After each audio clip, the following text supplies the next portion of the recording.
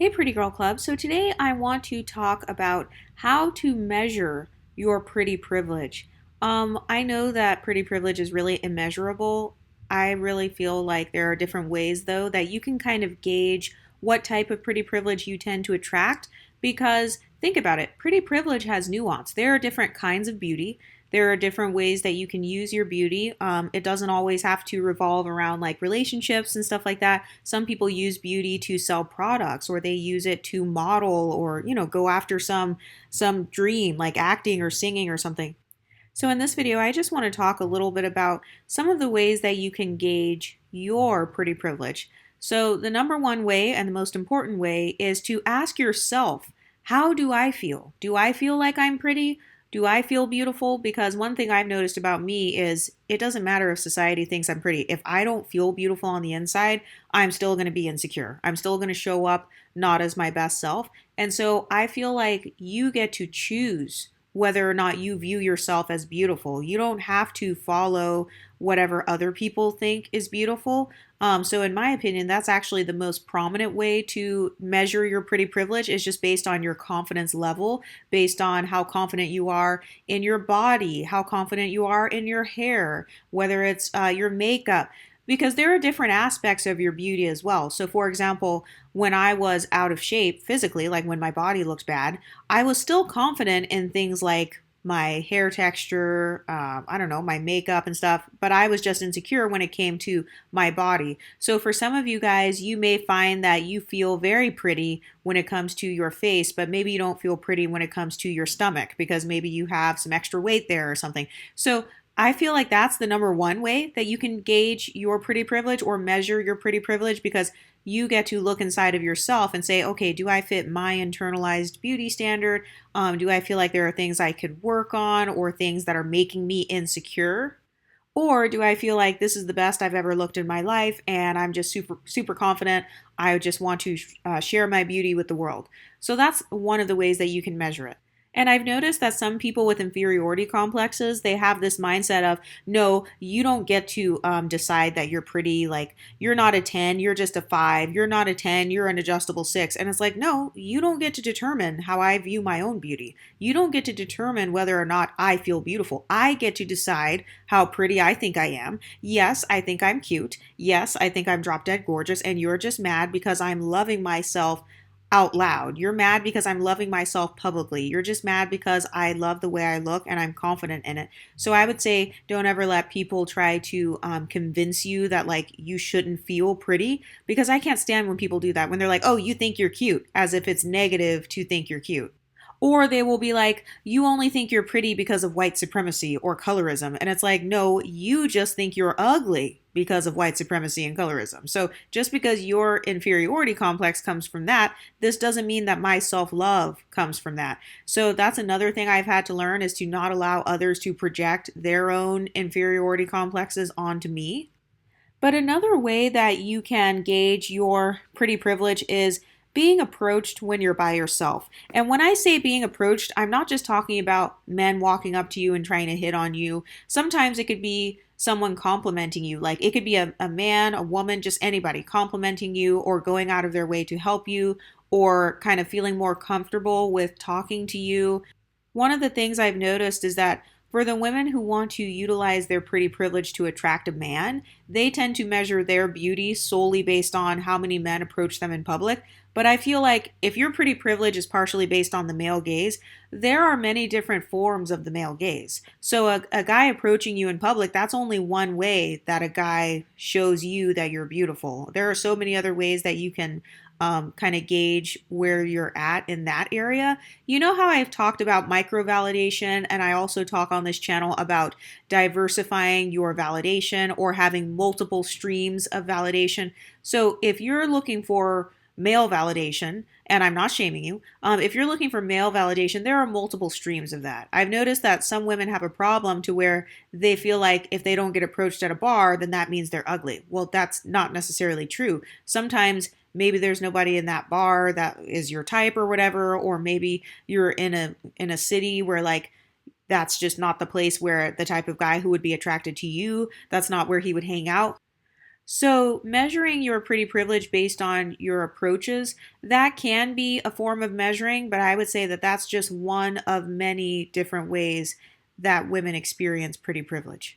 Another form of pretty privilege is compliments from strangers. So, these can be women complimenting you, adults, or even children and teenagers complimenting you. I always feel so special if a child compliments me or if a teenager compliments me. I'm like, yes, I'm doing something right.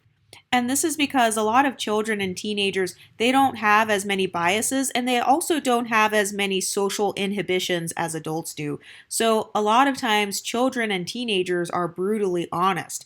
And so if you are receiving compliments from like little children or little toddlers and stuff, or even teenagers, you most likely have pretty privilege. Another way that you can kind of gauge your pretty privilege is if women who look like you are getting complimented. So this could mean women with your same phenotype. They could be in the media. These could be women like, I don't know, in Hollywood or on social media or even in your college. It's so funny because whenever jealous girls would try to use humbling tactics against me in college, it's hilarious because they would try to not compliment me or try to like ignore me or make it like I'm not shit. But then they would compliment five of my friends who look exactly like me. Same skin tone, same hair texture, same eye color, nose, lips, everything. Literally to the point where we all look like we could be sisters. And it's so funny because a lot of those girls who were trying to use those humbling tactics, or same thing with men, like let's say he doesn't compliment you, but then his celebrity crush has your phenotype. It's like they're exposing that you actually do have pretty privilege because you look like whatever is getting complimented.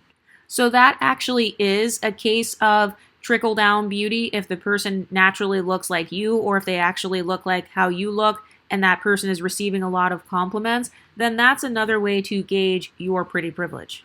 One of the other ways that girls tend to gauge their pretty privilege and kind of decide what they want, by the way, it's not wrong to receive pretty privilege. It's not wrong to want pretty privilege. If you don't like the pretty privilege conversation or you feel like it's shallow, this is not the channel for you.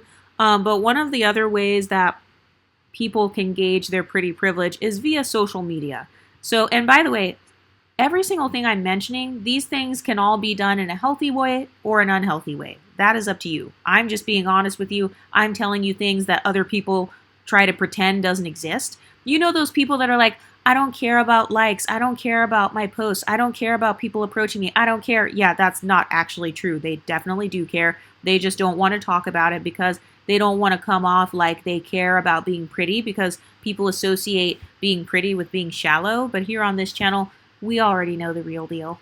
Another way that you can gauge your pretty privilege is based on copycats. Oftentimes, if you have pretty privilege, you may have friends or acquaintances or people on social media copying your appearance to make themselves appear prettier. Well, that's proof that you are already gorgeous. This is why I say I believe that my hair texture is beautiful, my skin tone. I believe that my features are beautiful partially because I see other people looking to attain some of the features I naturally have, such as my body shape, maybe my hair texture. The fact that others are attaining those features, or for lack of better words, copycatting those features, it shows me that they think that those features are beautiful. No, I didn't say better. That was your own internalized inferiority complex saying that I think I'm better. But no, I really do believe that imitation is the highest form of flattery. So let's say you're in the workplace or at school and people are copying your hairstyles, they're copying your color scheme, they're copying like every aspect of who you are or how you post on social media, the poses you do and the angles and stuff. That is a sign that you are definitely pretty privileged because they are hoping that by approximating themselves to you that they can increase their own pretty privilege. So that's actually a very strong indicator that you do in fact have pretty privilege.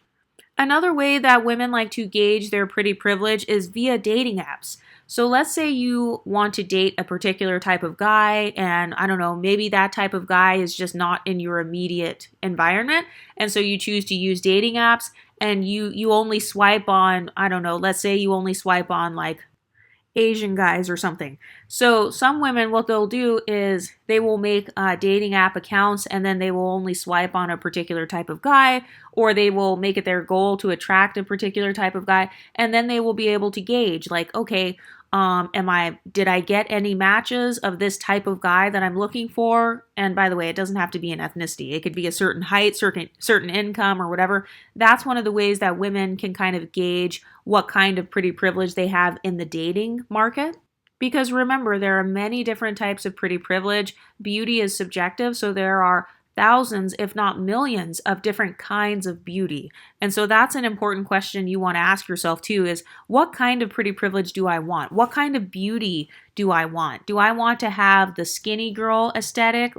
I'll just name mine.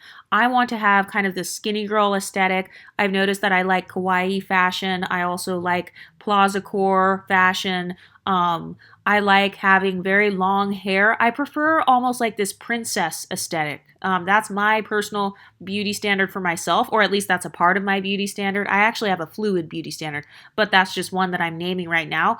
And so that's the type of pretty privilege that I want. I want to be treated like a princess, and so I try to dress like a princess. So all of these different measurements of like pretty privilege, if I wanted to measure my princess pretty privilege on social media, what I would do is I would get dressed up in a princess type of outfit, and then I would post a picture on Instagram, and then I would want to see if anybody says, you look like a princess. Because if they do say that, that means that I succeeded in attaining that princess pretty privilege. So that's just an example.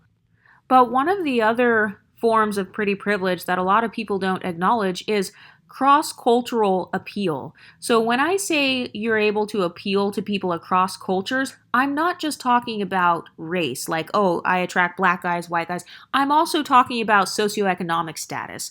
I'm talking about maybe you can attract a guy from a different geographical region. So maybe you get hit on in California and you also get hit on in New York. Maybe you get hit on in Utah and you also get hit on in Texas. So cross-cultural appeal, that's another form of pretty privilege. You know how some women are like, oh, I don't get any dates or like nobody likes me. Well, that could be because you lack cross-cultural appeal. So maybe you were considered cute when you were in Georgia, but now in Utah, you're not considered cute because of whatever reason. And by the way, I'm not trying to like place any value. I'm not saying one is better than the other, but that's just an example though. For some women, they want to have cross-cultural appeal. They want their pretty privilege to work for them no matter where they go, no matter what city they live in. And the next type of pretty privilege that some people use to measure themselves is mass appeal. So mass appeal is based on Hollywood, it's based on porn, it's based on social media. So a lot of the women who complain and they say, I'm at the bottom or I'm nobody likes me, I'm being replaced. Those types of women, they're talking about mass appeal. They're saying that they feel like they don't fit the Hollywood beauty standard. So that person pedestalizes the Hollywood beauty standard or the social media beauty standard or maybe even a porn beauty standard. And so they want to have that kind of pretty privilege. And I'm not shaming it because, by the way, I like the social media beauty standard myself. So I'm not shaming it at all because that's one of the types of pretty privilege that I like. But another way that some people measure their pretty privilege is based on jealousy from both sexes. So you've got jealous men hating on you, and you've also got jealous women hating on you. This has happened to a lot of us over here in the Pretty Girl Club, where we have had men trying to use like these backhanded compliments, or they try to neg us. If you guys didn't see my video, I talked about how I hung up on a guy because he tried to call me a 9 out of 10. And of course, that sounds like it would be a compliment, right? But then he tried to negatively compare me to Beyonce, which is somebody that people attempt to say that I look like. I don't think that I really look like her. It just depends on if I'm wearing like a blonde wig. But anyway, so he was trying to neg me. He was trying to put me down. And that is actually a sign of jealousy. So for some of us, men have actually told us that they're jealous of us. I know that men have told me that before, that they're jealous of me or they're jealous of women. So one of the ways you know you have pretty privilege is because you are receiving jealousy both from women who feel like you're their competition, and you're also receiving jealousy from men who feel like they can't have you or they can't be you. Another way that you can kind of gauge your pretty privilege is through angry stares or stares of admiration. So sometimes people will look at you because you're pretty. Other times people will snarl at you and give you dirty looks because they're threatened by you. So that's actually a sign that you are probably walking in a lot of pretty privilege because you're so pretty to the point where people are literally just angry just by your existence. or they're like looking you up and down and sizing you up, or like, I don't know, just doing weird stuff like that. So you're getting these polarizing responses where they either put you on this high pedestal or they immediately see you as a threat and they immediately want to destroy you. And that leads me to the next way that you can actually gauge pretty privilege, and that is through social sabotage due to jealousy over your beauty. So a lot of people will do this to girls that have that pretty pedestal. They will automatically say you're a hoe. They will automatically accuse you of trying to sleep with people's husbands or steal people's husbands or steal people's boyfriends, or you're flirting with a boss, or you slept your way to the top, even though you didn't do any of those things. But it's because you actually do have pretty privilege. So even if nobody has approached you or nobody's complimented you, but you are receiving random social sabotage when literally all you're doing is existing, you've done nothing wrong, you're just being friendly. And then especially if people are sexualizing you within that social sabotage, so they're saying she's a whore, or she's trying to flirt with him, or she's trying to steal my man. Okay, yes, you absolutely are considered sexy and beautiful because they're the ones bringing it up. You never called yourself beautiful or sexy. They're the ones who are assuming that you must have used your sexuality to get to where you are because your sexiness or your sexy energy is so strong and it's overpowering to them. And so they're associating it with like negative archetypes. So another thing that can happen is when people are focusing on the negative aspects of your life or your appearance, but not the positives. So you guys have seen that last video that I talked about. I talked about where people will bash the pretty girl. They don't go out of their way to comment on the ugly girl when she has a teeny tiny pimple on her cheek. They don't comment on that because the ugly girl is invisible, or the quote unquote average girl, the non-pretty girl, she's just invisible, so nobody really reacts to it. But if you are considered very pretty and you have a pimple, everybody's going to call it out. It's just like what we see with celebrities, where people will zoom in on your flaws. They will take pictures of cellulite and stuff, and then they'll promote it to everyone like, oh, look at her. She has cellulite. Oh, wow, she got fillers and she looks ugly now. Oh my God, she gained weight. That's actually a sign that you had pretty privilege because people are calling out when you're losing it. So people wouldn't call out you losing something if you didn't have it in the first place. So anytime someone calls out something that is quote unquote ugly about you, that means that you had pretty privilege and they're trying to like knock you down, or they're trying to say that one pimple on your cheek is taking away from all that pretty privilege. And they have to call it out because they feel happy and satisfied that you are more relatable to them because they consider themselves ugly in comparison to you. So that's why they go out of their way to call it out. You only feel the need to tear down someone's looks if you feel like they look better than you. Usually, human beings do not tear down the looks of someone who has special needs, or they're developmentally delayed, or like they're super deformed, because you feel sorry for those people. So you have compassion and empathy.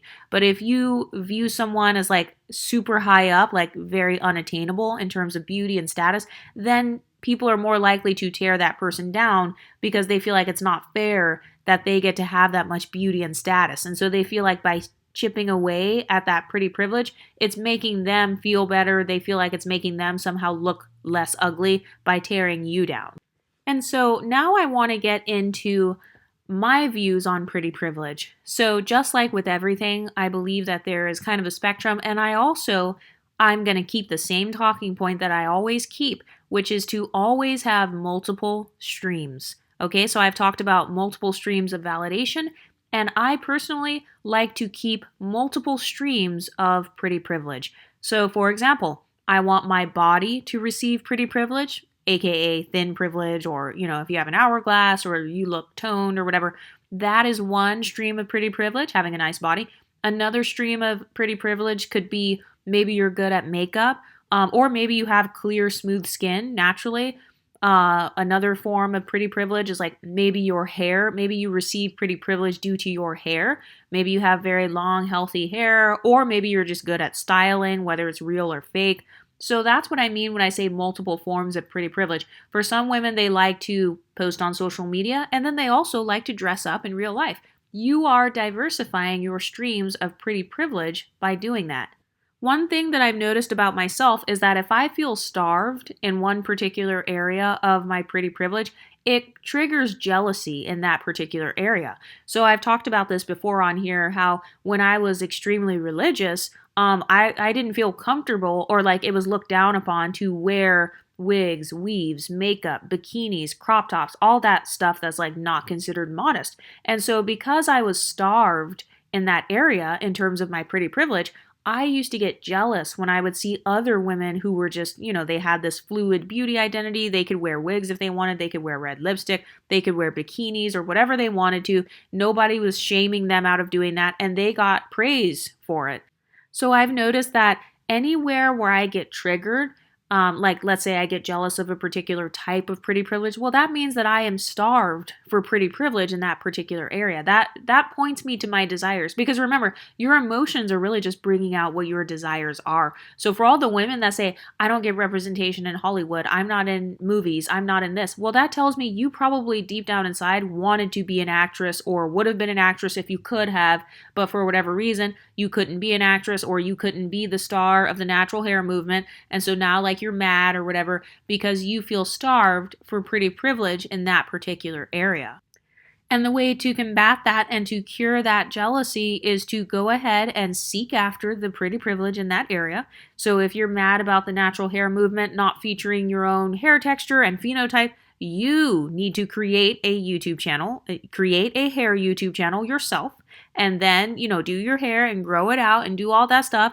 Seek after as many brand deals as you can get or whatever. And that's going to help start to diminish some of that jealousy. It's becoming the person that you would have once been jealous of. So instead of getting mad that like no one's representing me in acting, well, why don't you take some acting classes? And as a matter of fact, I'm so excited because we have some Exoticals.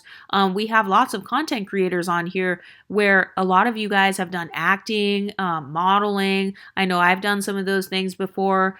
I've already told you guys, if I ever become super rich off of this, the first thing I'm going to do is become like the next Tyler Perry. I mean, that's if I get super, super rich. Like, I would love to do that. Making movies where we feature our phenotypes, or where I can like cast other women that look like me, where we can diversify it and show like darker skinned, multi-generationally mixed women and stuff. So who better to represent you than yourself? And then when it comes to your pretty privilege, if there is a particular area where you're not getting the type of pretty privilege you want, that's okay. It just means that maybe you desire pretty privilege in that area. So if you, let's say you're mad about not getting approached, or you feel kind of jealous about other women getting approached, first of all, that's totally normal. It's a normal emotion to feel jealousy.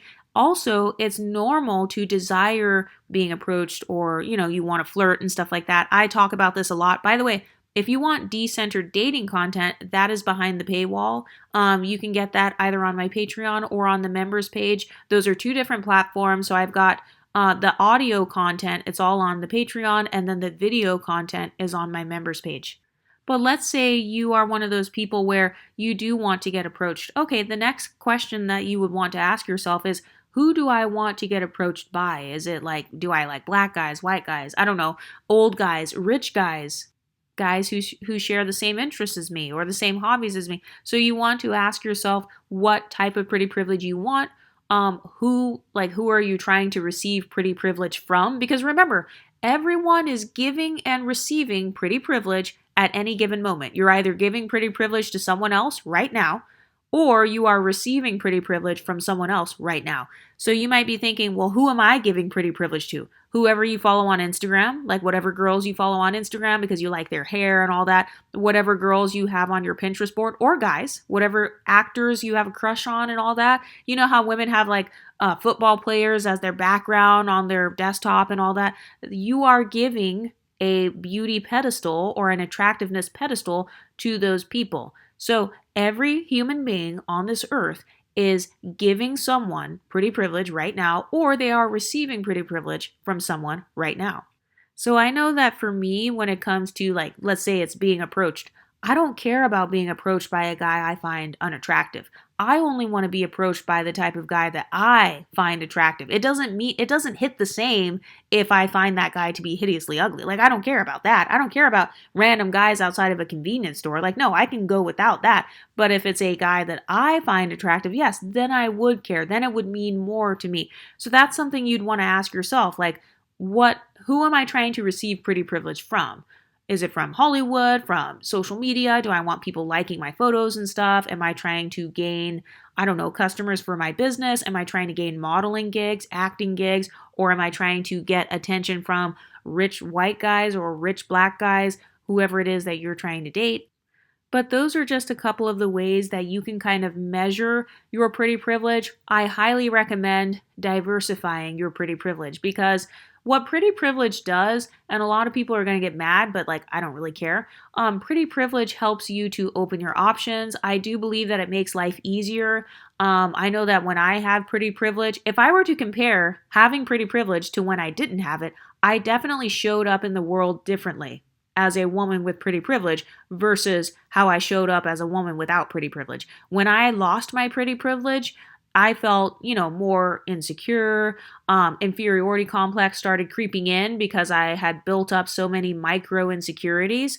Be sure to watch my previous videos where I talk about how to prevent micro insecurities. So these are those small little thoughts that you're thinking about, like, oh crap, I have acne. Oh my God, my stomach's hanging out. Oh wow, my back is fat too. Oh crap, I have a double chin. Oh my gosh, and my teeth are yellow. All of those things are little tiny micro insecurities. So that one thing by itself, it may not be enough to crush your self-esteem, but having hundreds or thousands of micro insecurities, yeah, it's kind of like death by a thousand cuts. You have built up so many insecurities to the point where now you've got a whole entire inferiority complex to where if you see somebody else who is kind of more leveled up, now you're going to get triggered. Now you're not showing up in the world in the same way. And so pretty privilege is valuable to me because it really does help me to show up in a better way because I feel beautiful on the inside. And some people will say, you should feel beautiful on the inside regardless. Okay, well, I do not. I do not feel beautiful on the inside regardless. For example, if I am overweight, I am not going to feel as beautiful as if I'm in shape and I've been working on myself and I'm leveling up. But that's just me. I know that there are some women, for example, like Gabby Sidibe, she says that she feels very beautiful and very confident in her body as it is. So that's fair. Two things can be true at the same time. You can feel beautiful, and be really, really big and not necessarily be receiving the same kind of pretty privilege. Or you could be like me, where you're honest with whatever type of pretty privilege you prefer for yourself, and then just seek after that. Or you can have multiple streams of pretty privilege, which is really my top preference for myself. Because those girls where like they get their entire beauty validation only from Instagram, and then let's say something goes wrong, their Instagram gets hacked or it gets deleted or whatever, then you'll see the videos of those girls crying and stuff, and they're seriously having mental breakdowns because it was about more than just Instagram for them. It was about that being their main source of beauty validation, or the women who over filter their photos to the point where they're like catfishing and stuff. And they're doing that because they're hoping that they can receive the beauty validation, but that's not very good because that's your only source of validation. You want to have multiple sources of beauty validation. You want to have multiple sources of pretty privilege. If you're only basing it on you in a filtered photo or an extremely filtered photo, or like every single photo has to, I don't know, have like 10 or 15 filters on it, then that means when you take off the filter, now you have no more streams of pretty privilege. The pretty privilege is gone because it was all contingent upon that one filter. If you want to use a filter, that's fine as long as you make sure that you have other streams of pretty privilege. Like I use filters, but I don't post my actual Instagram photos with like filters on them.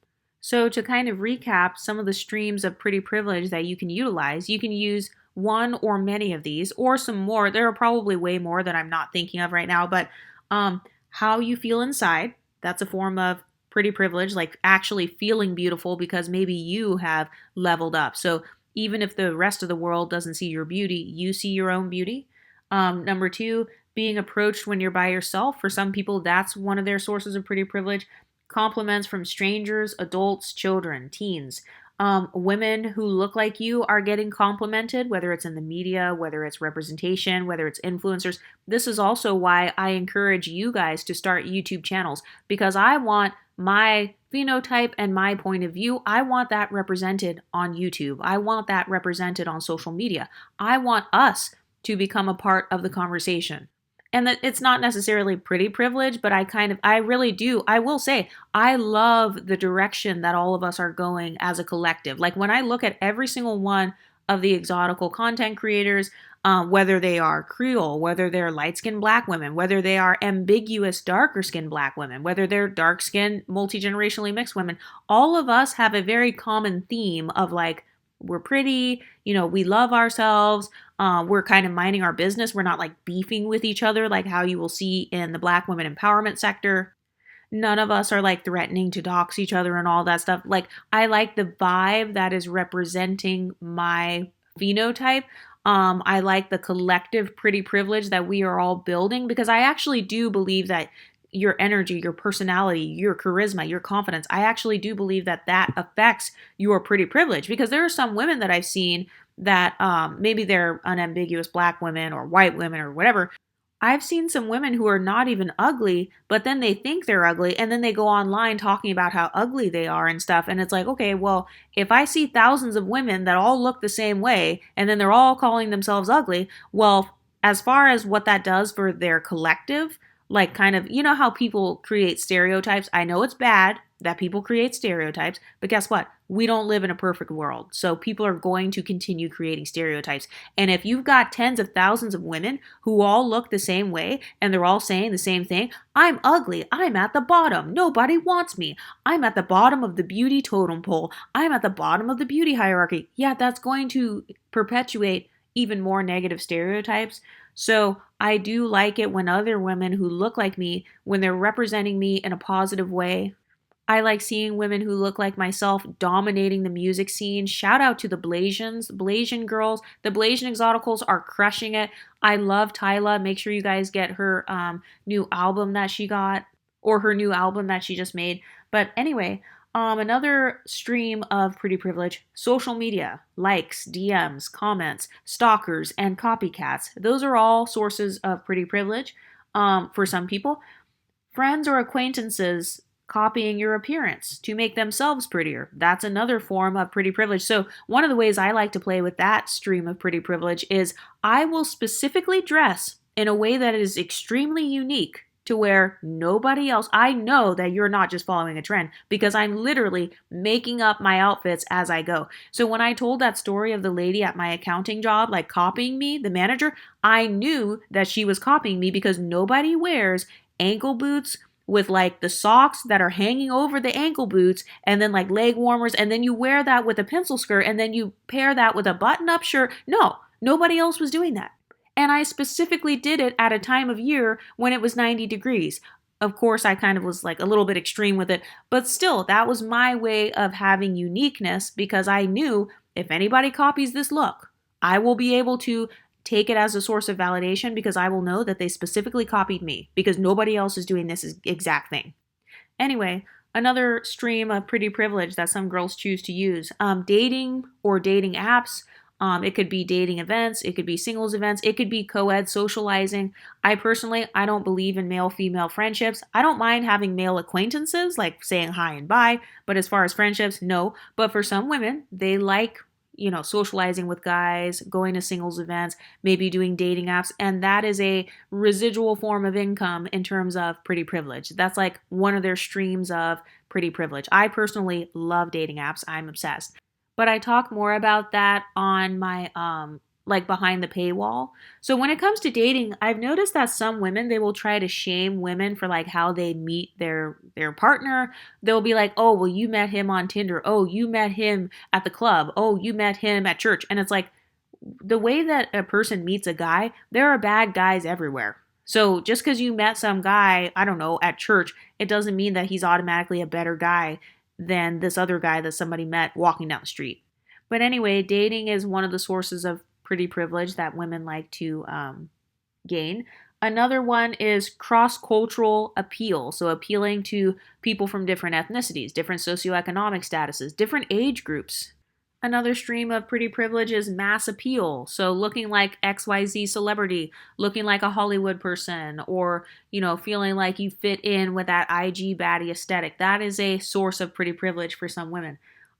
Jealousy from both sexes. This is actually a big source of validating your pretty privilege because the fact that other women are mad that you exist. Like the fact that other people are mad that our content exists, or the fact that people are mad that we have our own niche now, that tells you that you have social power. You have a pedestal, clearly, because they're putting you on one. Angry stares or stares of admiration. That is another stream of pretty privilege that a lot of women like to gain.